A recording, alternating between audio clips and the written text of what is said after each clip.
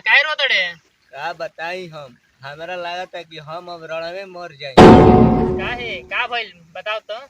अरे हमार जिंदगी में एको गो माल नहीं की सर। हमार जिंदगी इतना सुनसान बा कि सपनों में लड़की भुरका पहन के आवली सर। सही में जिंदा रहना तोहार कोनो दोस्त नहीं खसन? अरे दोस्त तो इतना बड़ा सन कि हम का बताई, लेकिन सब अपना अपना माल में बिजी बड़ा तुम्हारा के लड़की पटाए के कोनो आइडिया ना दे सन? एगो दोस्त एक दिन हमरा लगे आइल आ कहलस कि हम तोर माल फंसवा दे। तो हम कहनी कि हम ठहरनी कोयला आदमी, हमरा से कहाँ माल फंस।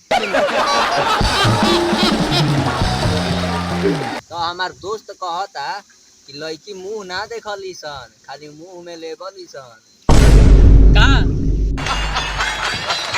अरे ओकर कहे के मतलब कि लड़की मुंह देख के ना दिल देख के प्यार करली सन। तो हमरा बहुत खुशी भई। तो कोनो माल फंसली सन? कैसा ही बड़ा अभी तक ना माल तो ना फंसल, लेकिन एगो बात जरूर पता चलल।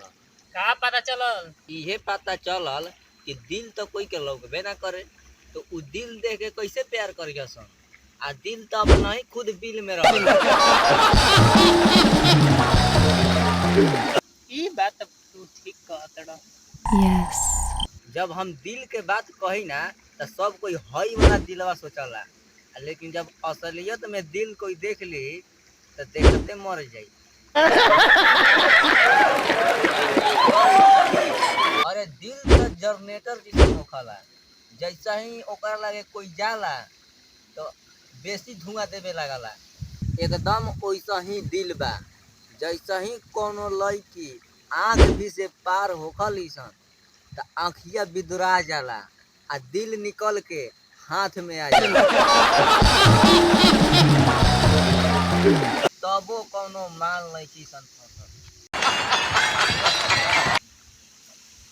डेटिंग ऐप इस्तेमाल ना कइला बा तो बहुत माल मिलली सन बतियावे खातिर। अरे डेटिंग है के तू तब नामे मतलब। एक दिन हम ओकरा के डाउनलोड कैनी कि चले हम माल फंसाई।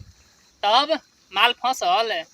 ना माल ना फंसल, बीच बीच में लड़का के फोटो आयत रहे। अब हम लड़की सर्च कैले भाई तो पर लड़का के फोटो कैसे आयत रहे। एक दिन के बाद हम डेटिंग ऐप पर लड़की खोजे लगनी। तब कैसन लड़की? हम दमनी बिहारी लड़की 18 से 22 साल के, लेकिन मैच ना मिली। अब हम सोचनी कि अब तनिक ऊपर जाता, सर्च कैनी 25 से 30 साल के लड़की, तो वो मैच ना मिला। तब का भइल? हम तो खखुआई रही। हम तो सोचनी कि 45 साल के मिली ना तो वो काम चली, लेकिन हमार फूटल किस्मत वो ना मिली। अब तो हम रणवे मरम। आई हो दादा।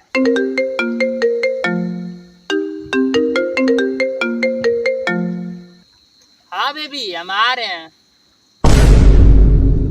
अरे तोरो माल बिया का? हाँ हमार माल भी है। तोरे जैसा राणवा नहीं छी, 1 दर्जन बैठन। भाई एक बार हमरा के बात करा देना अपन बात। ना भाई एक बार बात करा देना, खाली एक बार हमरा कवजिए सुना देना भाई। ना तू राणवा मर, हम ना बात कराएं। हेलो बेबी,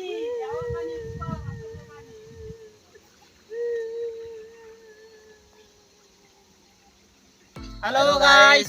तो आप लोगों को वीडियो कैसा लगा? अगर वीडियो आपको अच्छा लगा तो कृपया वीडियो को लाइक कीजिए।